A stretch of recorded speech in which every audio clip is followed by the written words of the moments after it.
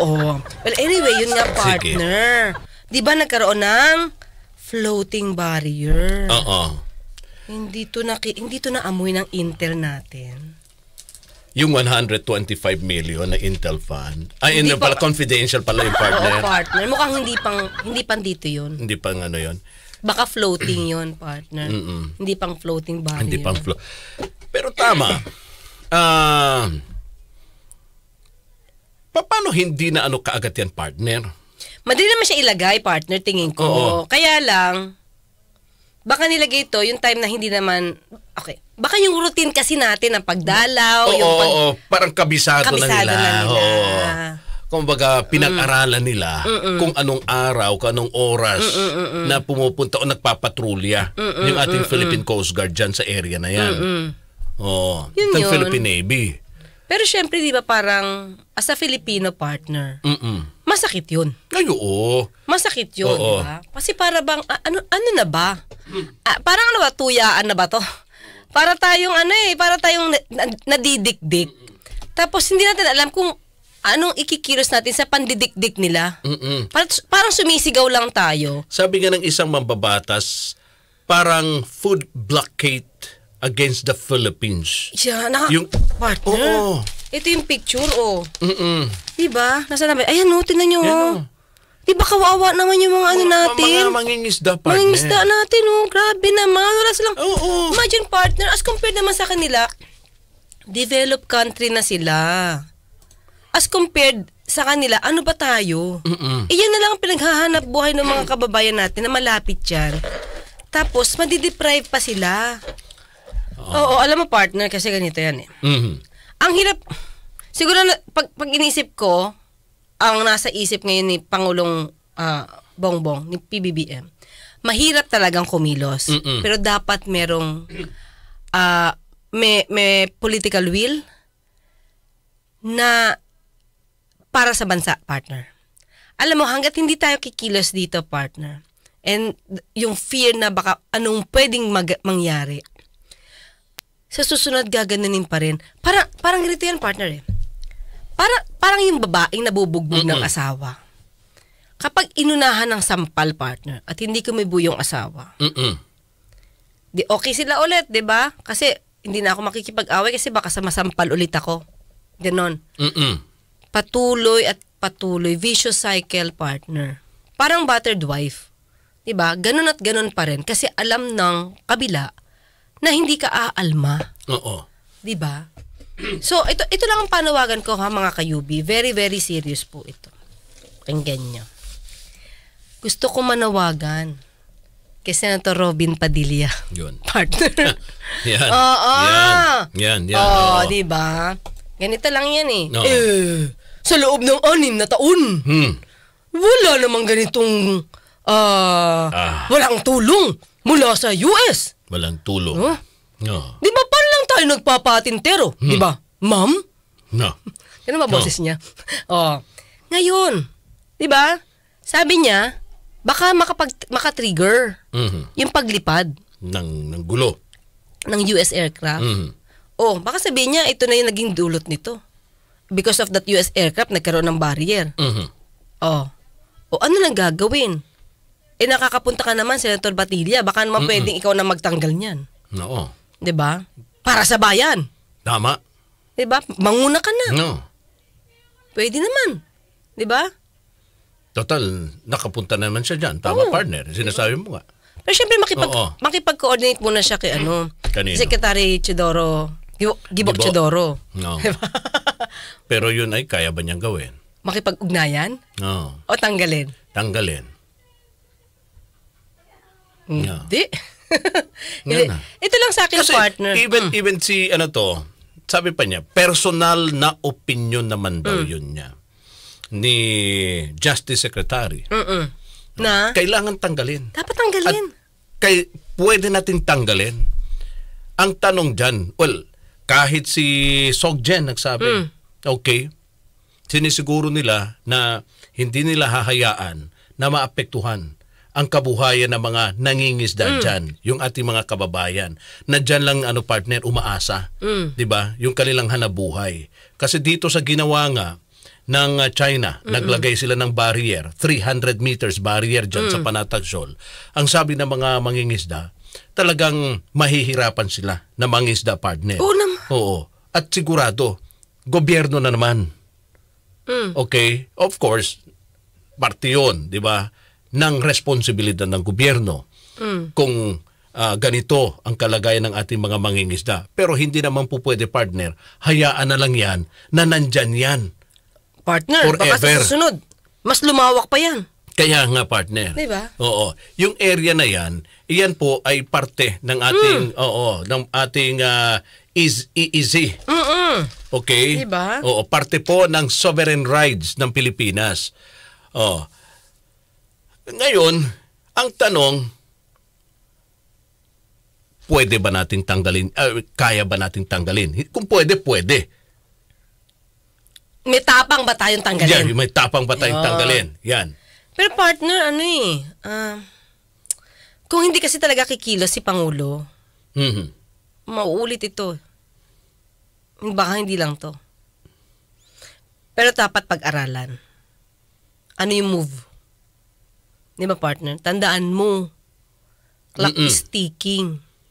Baka sa susunod na mga taon, pag iba na ang presidente natin at ang naboto nyo pro-China, o di, back to happy days na naman. Well, ang sinasabi ng ating mga ka-UB, sabi ni Talatak, Sir Rod, walang option dyan. Dapat talagang tanggalin. Imagine sa bahay mo, may nagpatayo ng fence na di ka pwedeng pumunta sa isang room mo. Parang ganun siya. Yes, may punto ka, Talatak. Totoo. Oo. Yun yun. Oo. Sabi nga, pero, di ba sabi mga partner, kaya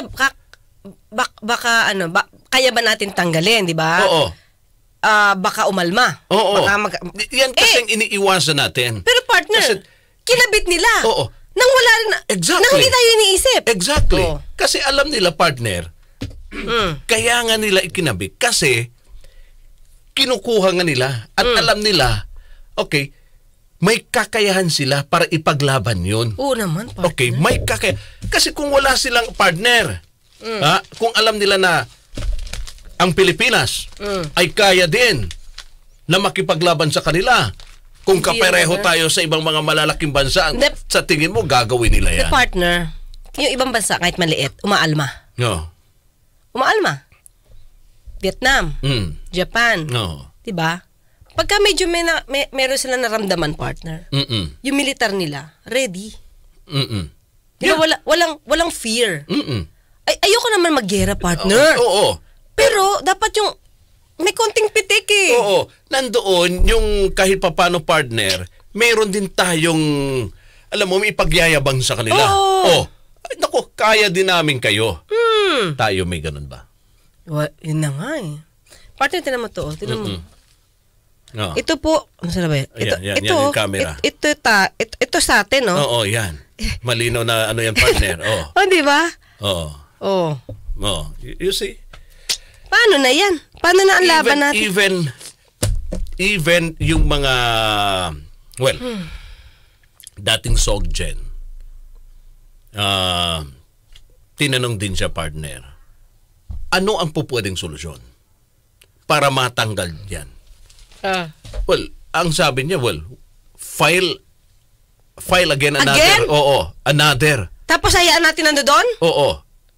Kaya nga sabi ko, nako, kailan yan, partner? Hihintay na naman natin. At the same time, susundin ba? Oo. Nanalo na nga tayo sa arbitral tribunal eh. Oo. Nasunod ba? Ito, ipa-file nyo na naman. Oo. Tingin ko dapat action to partner. Hindi na yung papel-papel lang. Diba? Pero syempre, basta dapat, ipapagkatiwala natin to sa mas magagaling na sa tactic partner. Sa mga ayaw natin ng war. Basta dapat siya sa magagaling na mahinahong gawin, pero dapat mawala. Di ba, partner, kinipag-usapan natin seryoso ka kung anong gagawin mo. Kung ikaw, anong gagawin mo? Meron ka i-hire eh. Sabi mo, i-hire ka. Naku, baka mamaya maano ako Hindi, ganyan yun. para hindi ano to. Maninisid. Oo, para hindi makikreate partner ng ano. O mga maninisid. Oo. Sila yung magugupit sa ilalim. Kasi magpapasko na naman. Makikita na naman natin yung mga badyaw. Dapat dun muna sila. Tanggalin muna. yun. Ang galing mga... Ang galing manisid dun, partner. Oo. Ang Diba? galing manisid yan. Laking dagat eh. Oo. Diba? So hindi nila malalaman na sa ilalim pala putol na yung mga yung kanilang mga boya doon. Ako, sinabi mo na yung strategy natin, partner. Malalaman na. Dapat hindi natin sinabi. Oo. Sa akin lang, Sir Rod, kailangan talaga mag-assert. Hindi pwede, Sir Rod, na mag-isip pa tayo kung ano ang effect sa kanila. Atin po yan. Tama. Yeah. Yes. Oo. Binabastos Agree. po tayo. Pagplanuhan ng mabuti. Ang best way to do it. Exactly. Yan ang yan ang gusto nating marinig sa gobyerno. Hindi naman tayo pwede pa ba? Ano yung bigla-bigla? Oo. Hindi tayo padalos-dalos. Oo. Hindi naman po pwede yan. Basta lang natin utusan yung Philippine Coast Guard natin at sa Philippine Navy. Punta na kayo doon. Wag padalos-dalos. Atin yun. Strategize. Oo. Strategize. Diba? Kasi sa ganong paraan, talagang magkakaroon niya ng tensyon. Mas lalong-lalo ang sitwasyon. Kahit sabihin natin, walang doubt tayo dyan, atin yan. Ito lang. Oo. Kung puputulin natin yan. Tayo partner ang puputol. Puputol tayo. Siyempre, di naman sila utos. Hindi mo, doble yung pa nila yan. Kung puputulin natin yan, partner. Magkikreate ba sila ng war? I don't think so. Kung magkikreate man sila ng war, I think we have to be ready. Kasi kung lagi tayong takot, wala tayong mararating. Lilitan mundo natin. Diba? Sobra-sobra na nga partner ang ginagawa eh. Diba? Sobra-sobra na. At ito, partner sunod-sunod na ito. Oo. Ang mga ginagawa nilang pambubuli sa atin. Okay? Sunod-sunod ito. Kung hindi magpaplano ng maigi, partner, sabi mo nga, okay, yung binabanggit mo, kailangan mag-isip sila ng mabisang strategy dyan. Baka kamukat-mukat mo, makatalikot ya dito. May artificial island na rin dito. Oo, dyan sa Manila Bay. Naku, delikado yan. Malay mo. Nandiyan nga partner, di ba yung dyan? Ito sinegregate nila. Hindi mo alam ang plano nila dyan. Correct. Diba? 17 ng magandang gabi mga kasama at nasa linya po na kaugnay sa pinag-uusapan po natin ngayon. Nasa linya natin ngayon si Professor J. Batumbakal. Okay. Prof, magandang gabi po. Magandang gabi po sa inyong lahat din ng nakikinig. Magandang gabi. Opo, Rod Marcelino at si Attorney Claire Castro po ang kasama nyo ngayong gabi. Good evening, Prof. Attorney. Kumaga, it's an honor na makasama po namin kayo sa aming programa ngayong gabi. Yun na nga po. Opo, Prof. Meron namang issue. Noong nakaraan nga lang po ay, nagkainitan na dun tungkol sa budget nyo, di ba? Well, anyway, maganda po yung pagkakapaliwanag nyo po dun. Pero ngayon po, ayan, meron naman tayong sinusuong na issue tungkol dito sa floating barrier. Kayo po, sa tingin niyo po, syempre kami naman hindi eksperto sa ganito. Yes. Sa tingin niyo po, ano ang gustong ipahiwatig ng paglalagay ng floating barriers na to? Well, una po talagang napakita nila ayaw nila makapasok kung mga pinitin doon sa loob ng corporation. No? Sa kabila ng Interpretation Award, talagang kabihan ng kabuhayan ng mga maraming taong nakasalalay dyan. Talagang wala silang pakailam. Gusto lang nila talaga tayong ipuera dyan sa Baho de Masinloc o Scarborough Shoal. So, yan po. Isa pang pangalit ko, ayaw nilang papasok ang mga Filipino fishermen dyan, no? Hindi lang para hindi sila kundi para rin hindi makita ng ating mga yan. Yung mga ginagawa nilang malakas yan ang mga activities doon sa loob ng Baho de Masinloc, yung parang digig nila, no? So, kung nire-report yan, taon-taon simula ng 2013, no? At patuloy rin po sila sa paninira niya Bigyan news ko noong 2021 yun, no? Malamang patuloy yun, talagang sinitira, gusto nila yung lugar. So, ayan lang siguro makita din sa hello. Oo. Nagawa dyan. Prof J. Opo, medyo ano po, choppy yung napuputol-putol yung signal nyo po, Prof. Papa? Ayan, okay. No. Mobile ho ba kayo?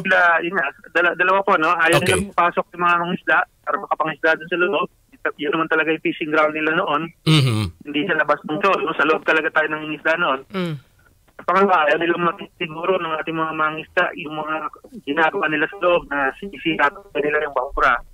Dinudurog nila yung mga coral doon para mawala na yung pangisdaan. No? At mapalis tayong usa. No? Gusto nila hindi na tayo bumalik doon. No? Kaya sinisira talaga nila yun. Prof, ulit nga po, bakit, ano yung purpose nila kung ba sinisira yung mga corals natin? Para hindi na po tayo bumalik doon. Para yung mga isda natin doon. No? At kung ano pang ibang gusto nyo gawin, yung magiging witness. Kasi nga, dahil yung lugar pati mga isda ngayon, yung pangisda nila doon sa lugar, palugi lagi ngayon Kasi wala silang mahuli. Dati mayaman lugar yun, pero ngayon sila talaga makahuli. So, tayo lang pondo, no? Tapos hindi pa papasok para makapagpapasok. Hindi sila makapagpapasok kapag masama ang panahon. Napakahapon po yun para sa okay ng mga ibang pangisda. Ayaw nilang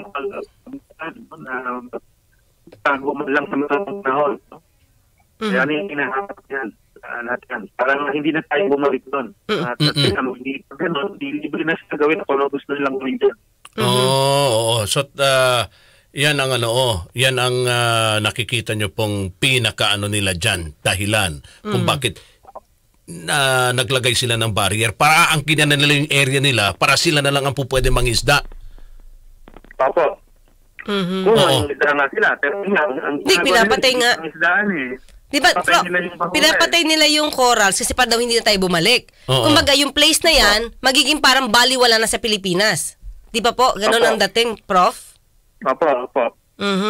Tapos kanila, pwede nilang gawing artificial island yan. Yun nga Yun nga rin po yung naisip namin kanina sa baka pagkalingat natin, Prof, meron ng artificial island ulit dyan. Opo. Yun nga po yung dapat talaga nating bantayan. Kasi nga, dati sinubok na nila, isa niya, yung mga dredger po na papunta dyan. Napapalik lang. Napatras lang kasi tumawag daw si Obama kay Xi Jinping.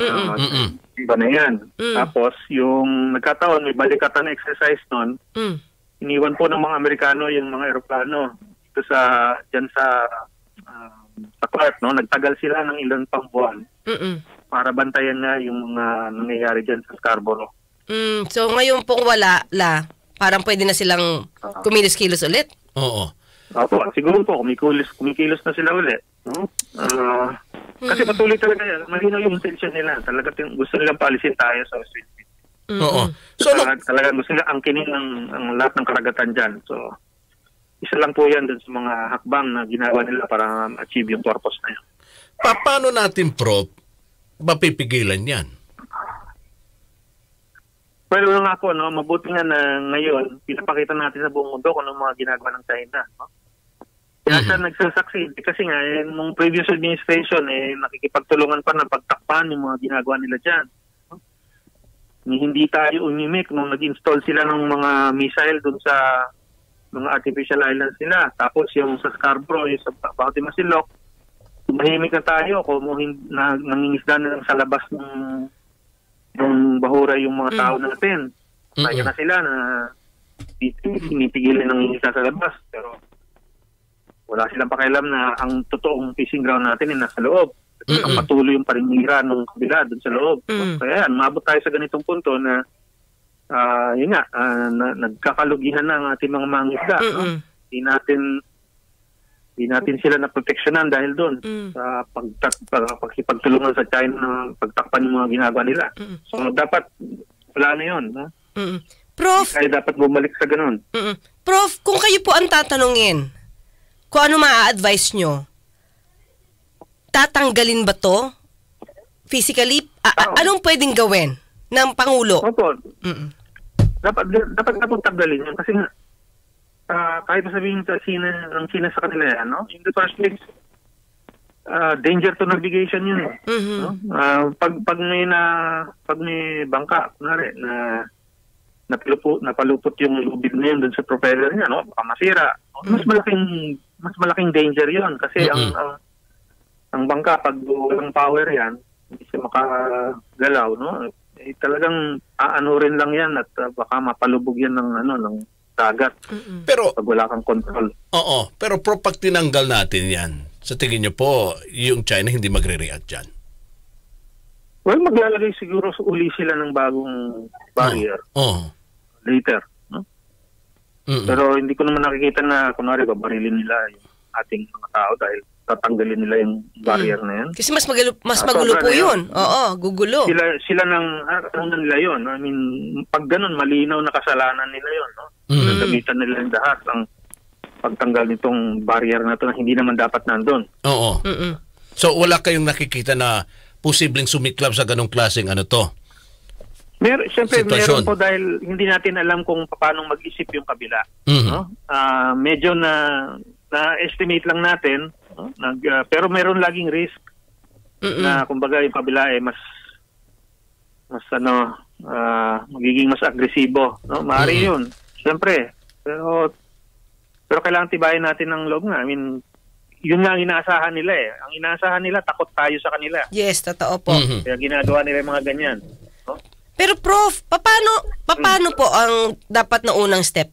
Sulatan muna ang China na requiring yung Coast Guard or kung sino man yung pwede magtanggal nun? And if ever na hindi ito tatanggalin, we will do it? Dapat po ba may letter muna? Di naman po. Sa akin hindi. Dahil diretso na. Just simply removing, we're removing hazard to navigation. Paano kung pero ano? Siguro, siyempre, para lamang respeto. malinaw sa lahat, no?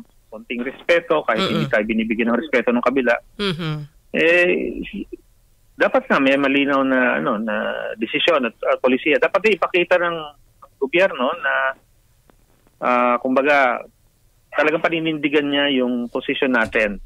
Hindi pwede yung ganyang sasabihin nilang pag-uusapan natin o dapat mag-negotiate tayo pero ang katotohanan ayan, pinupwera na tayo sa lugar, sinisira na yung lugar. No?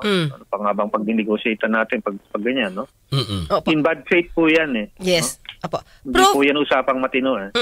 Tanong ko lang, di ba, syempre, kung tayo yung magtatanggal, ang lalaki ng mga ng mga vessel ng China Coast Guard. Syempre may threat din kung babantayan tayo habang nagtatanggal. Syempre po, mayroong ganun talagang threat. Pero pwede ba tayong humingi ng tulong sa eye in the sky habang nagtatanggal tayo? Hindi ba makaka-provoke yun, if ever? Bakit po hindi? I mean, nanonood lang naman siya eh. Para makita ng buong mundo kung anong totoong mukha ng China. Bale. Opo. Hindi yun mas magpapalala sa sitwasyon. Mas lalong I think pag mas open tayo at mas nakikita ng mundo kung anong nangyayari, mas nagiging maingat ang China. Oo. Kasi yun nga. Kasi ayaw nila na sila yung mukhang bilin, kumbaga. No?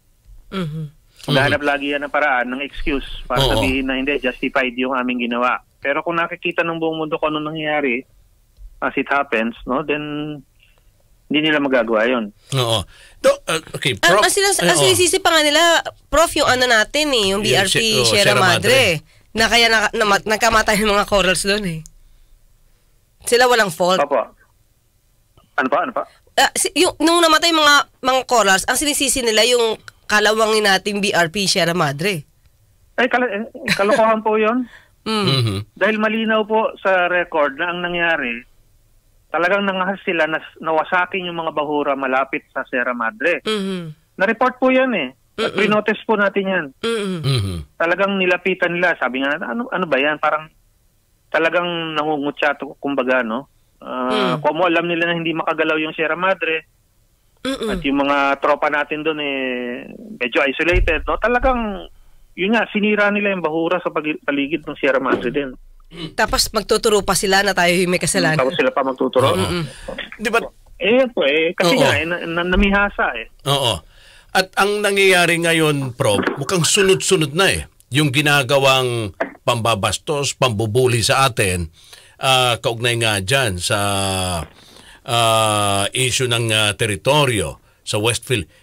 May mga nagsasabi, kailangan daw natin magsampa uli ng kaso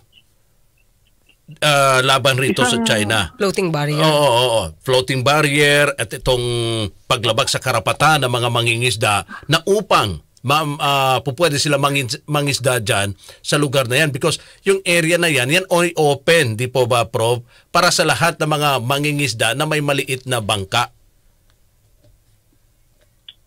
Opo, option po yun. Po yun. Pwede yun, pwede. No? Pero ang sinasabi ko lagi, huwag nating iasa lahat doon. Oo. Dapat parte yan ng isang mas malawakang strategiya. Hindi lang po yun ang makakapagpabago sa sitwasyon. Kaya, okay, pwedeng gawin yon. Kailangan nga lang maghanda ng mas matindi pa siguro dahil anyos na yung pinag-uusapan. Hindi ka pwede magkamali talaga dyan.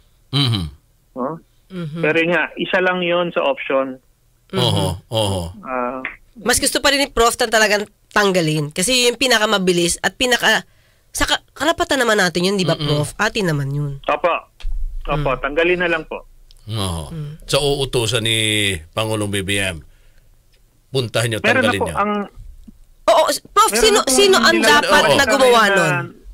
Meron na pong balitang nilabas ngayon lang na nag-decide na nga po na tatanggalin. Oh, good. So ano to? Philippine Coast Guard naman din ang gagawa? Opo. Okay. Okay. Yan, partner. Prof, maraming salamat po. Marami po kami natutunan. At alam mo, yung mga message niyo po, Prof, nagbigay lalo ng tapang. Tama. Alam niyo yun? Oo. Hindi tayo na-lift yung moral natin. Thank you po, Prof. Welcome po. At magandang gabi po ulit sa inyo sa lahat po ng makikinig. Maraming salamat, Prof. Mabuhay po kayo. Professor J. Batumbakal, mga kasama sa ating palatuntunan ngayong gabi. Yun.